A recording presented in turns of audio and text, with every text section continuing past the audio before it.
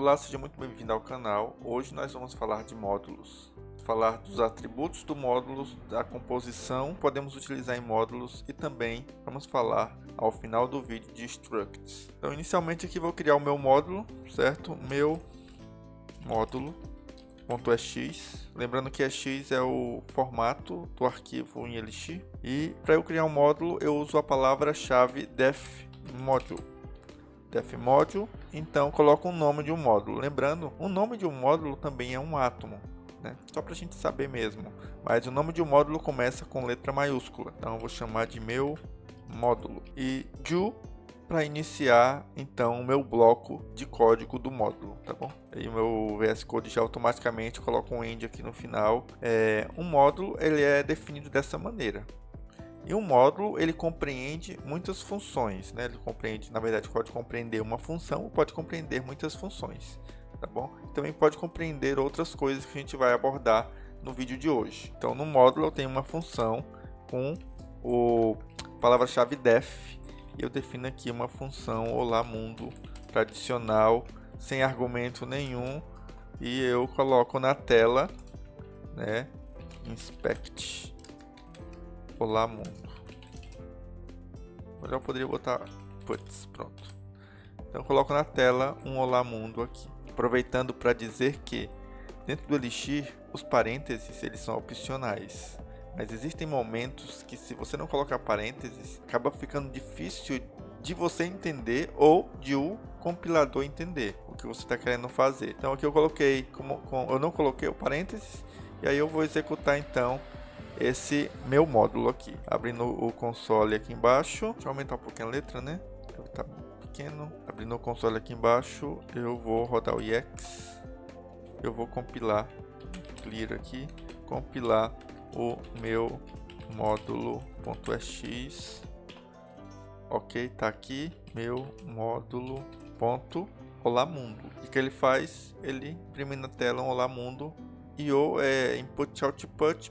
.puts é uma função dentro do módulo IO, né? IO. E aí eu tenho esse argumento aqui como olá mundo, tá bom? Então eu vou botar um parênteses para vocês verem aqui que é totalmente opcional.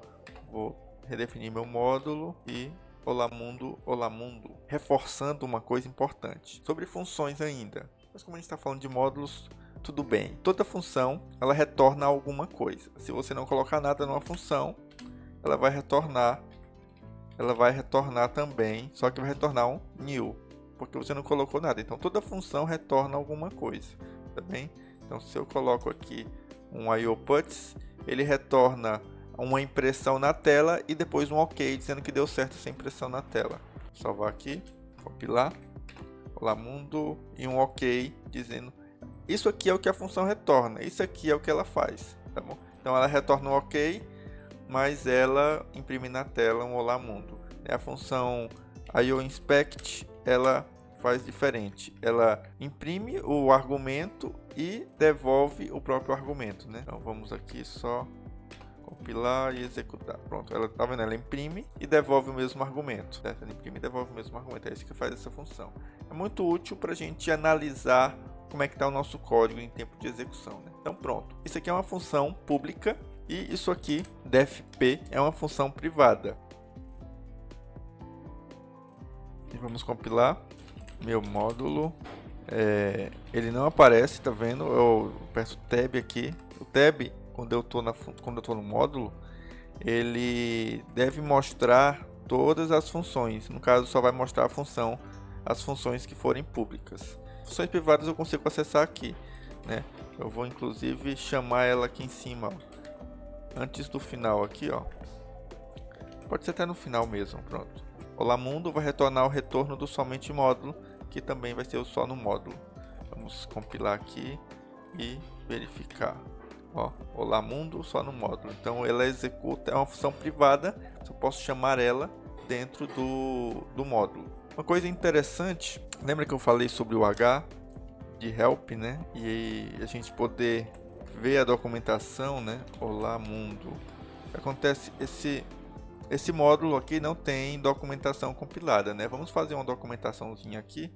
Então, o meu módulo ele tem alguns atributos. não o meu módulo, mas o módulo em Elixir ele tem alguns atributos. O primeiro atributo é a documentação, módulo doc.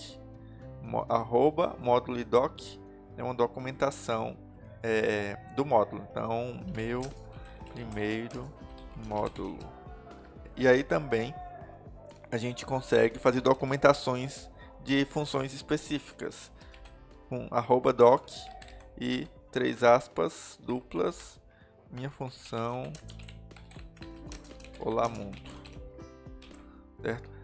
Funções privadas, elas não recebem documentação, certo? Ela não recebe esse @doc. Esse @doc, que é a documentação, fica no help quando a gente chama a função lá. Vamos ver isso. Porque ele não está... Vou fazer um teste aqui.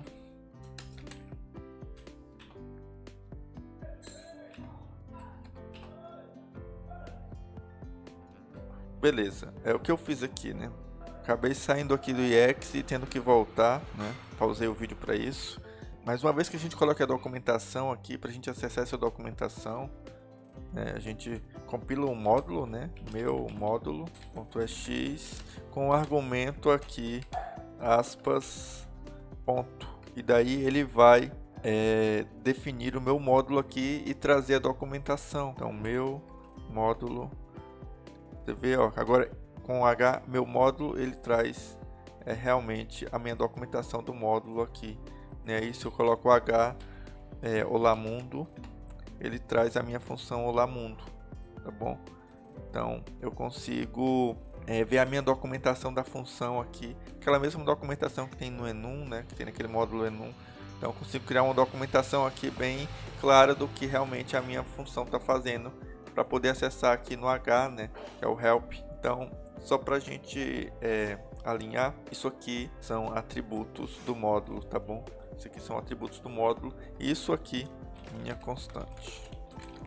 Isso aqui é uma constante, é uma informação que eu defino em cima, né, no começo do módulo, no início do módulo, para poder acessar em qualquer lugar aqui, ó. Olá mundo. Aí eu vou botar aqui interpolado const. Fecha aqui. É uma variável que armazena uma informação que fica visível para todas as funções aqui. Eu consigo acessar essa mesma informação. Então vou compilar novamente e meu módulo olá mundo. Olá mundo minha constante, que é o mesmo valor que está aqui. Então isso aqui é uma constante que eu posso acessar dentro de qualquer função aqui no módulo. Outra coisa interessante aqui que a gente pode ver com módulos é o seguinte. Vou deixar esse módulo aqui. Vou criar um novo módulo chamado de usuários. User. Está em inglês aqui só para... E aí, se está em português, né? Não custa nada. Em português aqui para facilitar o entendimento. Então, usuário, vou definir um módulo. E então, esse módulo aqui, ele vai ser um struct. Que é isso? É um mapa nomeado.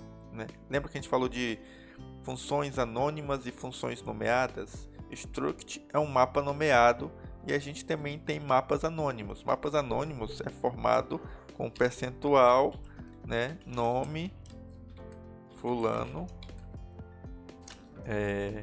e-mail, fulano, @mail.com, por exemplo.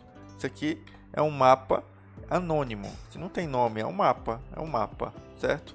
E agora um mapa que tem um nome, que é nomeado, que é baseado em um módulo, né, que é um tipo, que na verdade é um módulo aqui, ele pode ter as mesmas informações, mas ele é nomeado. Eu tenho aqui essa referência, que esse mapa é exatamente desse módulo aqui.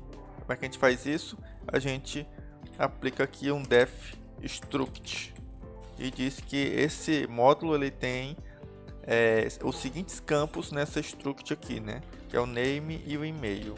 Se eu quero que ele tenha um campo, mas com um valor pré-definido, então eu crio aqui tipo, tem inglês, né? Tá type, então. User, esquisito. Português, inglês, tá? Vou deixar assim, só para vocês saberem que nesse intuito de estudo aqui. Então, name, e-mail, type e já está definido o tipo de usuário que é o user. e eu salvo isso aqui. E eu então vou compilar aqui usuário, que é o nome do módulo, que é o nome do arquivo, né? Usuário. E aí usuário, tá. Então usuário a gente tem usuário aqui e a gente pode então ver o que ele tem aqui. Ele não tem nada, né? Então a gente pode definir uma struct baseada em usuário da seguinte forma: o usuário name fulano. O que aconteceu? Eu defini um novo struct, né? Que é um mapa, é semelhantemente a um mapa que não muda nada. A diferença é que eu tenho agora uma referência de módulo aqui. Então eu sei que esse nome, e-mail e tipo é do usuário, de um usuário. É como se fosse um tipo de dado, certo? Mas não é um tipo, tá bom? É só uma identificação a mais, né? A gente consegue fazer outros tipos de pattern matching, etc. Fica muito mais simples porque a gente faz pattern matching pelo módulo aqui, né? Por exemplo, salvar isso aqui no A e aí eu consigo fazer um pattern match, por exemplo, assim, ó, usuário.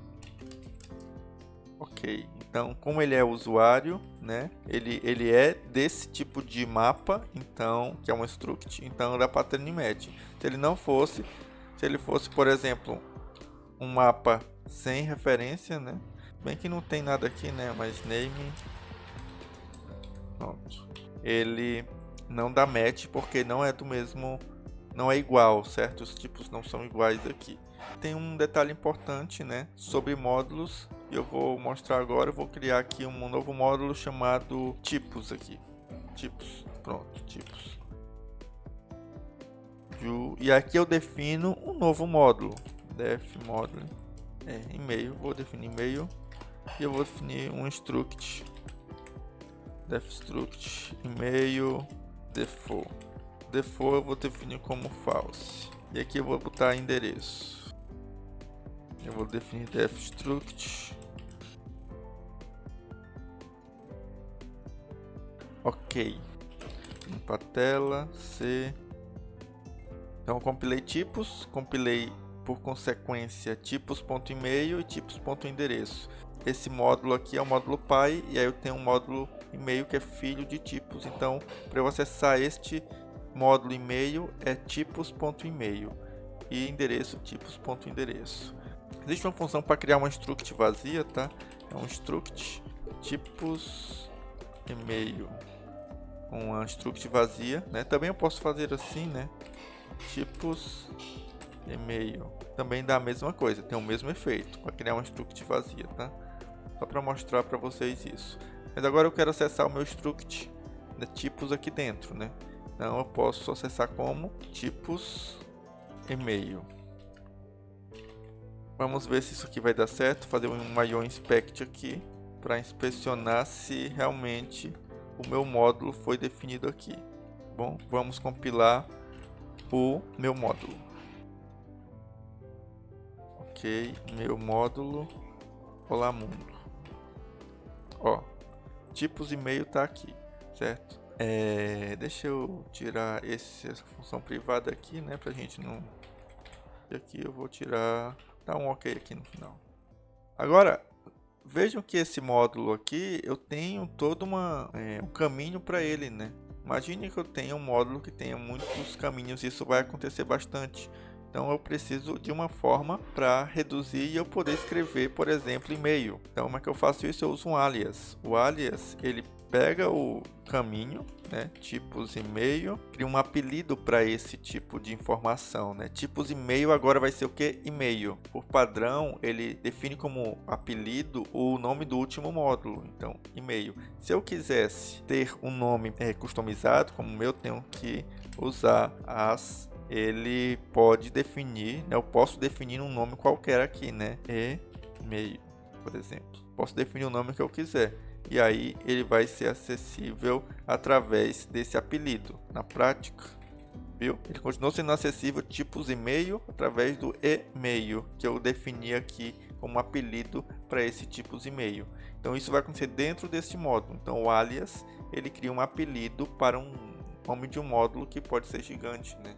Outra coisa importante, eu vou definir um novo módulo aqui, básico. certo? Somar, definir uma função somar. Soma, pronto, A e B. A mais B. Só para a gente ver aqui no meu módulo, então, eu quero acessar aquela função soma, eu tenho que chamar o meu módulo básico e soma. Tá bom? Porque aquela função é pública, eu consigo acessar aqui dentro dessa forma. Eu vou colocar aqui o número 5, 6, usando o pipe aqui, né? Vamos verificar se essa informação ela realmente está sendo retornada por essa função através de uma IOInspect. E aí eu usei um pipe aqui para não ter que colocar a função aqui dentro. Acaba ficando mais interessante, né? Salvar e eu vou compilar novamente. A gente vai rodar o Olá Mundo. Opa! Não foi definido o básico. Eu não compilei o básico, né, o módulo básico, então ele não está encontrando lá. Então deixa eu compilar aqui o módulo básico. E vamos ver agora. Pronto, agora ele encontrou o módulo que eu compilei. Então eu somei, né, 5 e 6, deu 11, perfeito aqui. O que eu quero mostrar para vocês agora é mais uma propriedade aqui do módulo, que é o import. Quando eu importo um módulo para dentro de outro módulo, eu consigo acessar as funções dele como se fosse no módulo que eu importei. Por exemplo, eu consigo utilizar a função soma como se fosse uma função que estivesse aqui nesse módulo, dessa forma. Para isso eu tenho que utilizar o import e importar o básico aqui dentro. Bom, vou recompilar novamente o Olá Mundo, o meu módulo, e eu vou Olá Mundo e funcionou da mesma forma. Vou dar o número para vocês verem que realmente está funcionando. 2 e 5 deve dar 7 aí. Compilo e Olá Mundo 7. Um detalhe do import. Eu vou colocar uma função aqui def sub de subtração A-B. Então a subtração. Então quando eu importo isso aqui, eu importo também a função soma e a função subtração. Obviamente eu importo todas as funções que existem ali. Vou botar 8 menos 5 e eu vou compilar o meu módulo. Vai dar um erro porque o sub não existe, certo, dentro do meu módulo, porque eu não compilei de novo o módulo básico, certo? Então vou compilar de novo o módulo básico. Eu alterei o módulo básico. Eu vou compilar o meu módulo agora e vou no Olá Mundo. Então 7, 2 mais 5, 7, 8 menos 5, 3. Ok, eu importei todas as funções, mas eu quero importar apenas a função soma. Então, only soma, que tem uma aridade de 2. Então, vou importar apenas a função soma que tem a aridade 2. O sub, ele não vai ser reconhecido e vai dar um erro. Ok, viu? Ó, não foi reconhecido o sub porque não existe dentro desse módulo aqui, porque eu só importei o soma 2, tá bom? Além do only, a gente também tem o except, né? Então eu posso dizer que eu quero importar todos menos o soma 2, certo? Outra coisa importante que a gente não vai abordar muito aqui é macros, tá? Então no macro eu vou definir aqui um novo módulo. Aliás, eu vou definir no módulo básico mesmo um macro imprimir, certo? E aqui eu vou ter a minha expressão. Eu vou ter o meu opcional. Só criar um macro. Isso aqui é um assunto que a gente vai abordar depois. Por enquanto é só mesmo para a gente poder ver a funcionalidade de require ali, né? Muito bem. Fizemos uma macro aqui. Uma macro é como se fosse um encapsulamento de um bloco de código. Então agora eu consigo chamar esse bloco de código através da minha do meu imprimir, que se torna uma chamada de função nativa, né? Vou mostrar isso na prática, fica mais fácil de entender. Então, por exemplo, eu consigo agora chamar imprimir algo na tela. Tá aqui. Então eu posso posso importar aqui, tá em básico, né? Importar aqui, eu vou trazer do básico mesmo. Pronto. Compilar o básico, e vou compilar o meu módulo. Vou tirar isso aqui, tá? Meu módulo, pronto. Meu módulo Olá Mundo. Então, basicamente, o import ele já permite que eu rode uma macro aqui, certo? No entanto, vai haver algum momento que essa execução de macro não vai funcionar muito bem, porque eu preciso ter compilado ela, né? Eu preciso ter carregado ela primeiro, né? Então, nesses casos, a gente vai utilizar o require, certo? Require básico, porque daí esse require básico diz pro meu módulo que esse meu módulo exige que o básico esteja compilado, certo? Esteja funcionando para eu poder importar ele aqui dentro. Então, nesse caso, como a gente fez de uma maneira mais manual, né? Compilou e tal, importou, então funcionou. Mas neste caso aqui específico, certo? Funcionou. Mas quando a gente trabalhar com macro, é importante o require. Não se preocupa, né, nesse momento, será que eu vou usar o import ou o require? Se preocupa porque vai dar erro, e aí se der erro, você vai saber, porque na mensagem de erro vai dizer, olha, você tem que usar o require ali para poder importar a macro, tá bom? Tem uma outra coisa, cria um módulo aqui chamado funções, tá? A criatividade aqui tá alta, funções. Então, def module, funções, do, e aí eu defino uma macro, né? Isso aqui é bem básico mesmo, é bem tranquilo de vocês entenderem, certo? Using, pronto. Using e opcionais aqui, argumentos opcionais. O que eu vou fazer aqui, eu vou dizer que essas funções eu vou importar aqui o básico. Aliás, posso usar só o require, né? Só o require, porque lá tem uma macro, né? Eu dou um require e eu posso criar uma função aqui, função comum.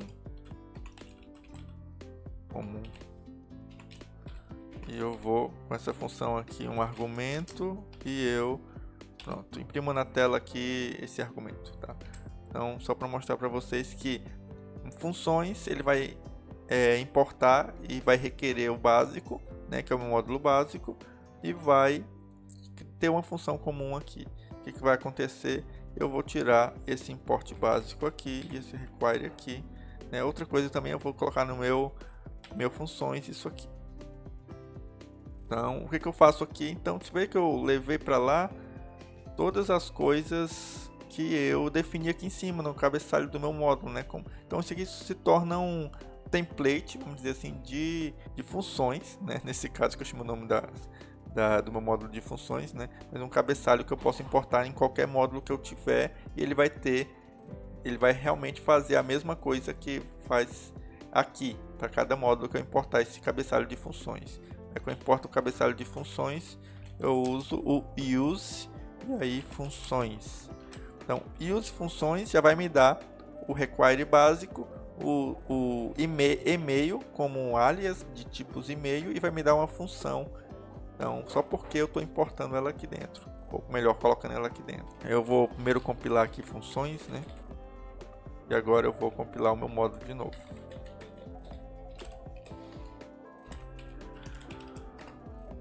E aí deu um erro porque soma não está definido, então eu tenho que importar além do require import básico. Acho que é isso mesmo. E não está definido ainda. Funções. Tá. É que eu não compilei funções, né? Joguei aqui o import, mas eu não compilei funções, então precisava compilar para poder ele reconhecer a atualização ali do meu módulo. Tudo bem? Então o módulo está aqui. Então meu módulo Olá Mundo vai me dar todas aquelas informações que eu já tinha antes com o meu cabeçalho aqui mais limpo, né? Então, e o use ele é muito legal porque você consegue fazer esse tipo de coisa. Então, basicamente é isso, né? Existe um assunto que eu vou abordar num vídeo muito específico, né? Que é os behaviors. Então, que também faz parte de módulo, mas eu queria abordar um pouco mais especificamente um vídeo sobre isso, então vou deixar para depois. Como eu estou trabalhando com módulos com vários módulos, então é importante eu colocar esse ponto aqui na hora de compilar, certo? Obviamente a gente está utilizando isso aqui só nesse momento. Depois, quando a gente começar a trabalhar com Mix, que é um gerenciador muito poderoso aqui dentro do Elixir, a gente vai esquecer, né? Não esquecer, mas a gente vai deixar de lado essa trabalheira aqui e fazer de uma maneira muito mais simples, tá bom? Então, espero que tenham gostado do vídeo. Se fez sentido para você, então curta esse vídeo. Se você ainda não está inscrito no canal, se inscreva, né? E compartilhe esse vídeo com outras pessoas que estão aprendendo Elixir aí, né? Todos os dias a gente está postando aí um vídeo, alguma informação para promover esse aprendizado aí cada vez mais sequencial aí de Elixir, tá bom? Até a próxima então.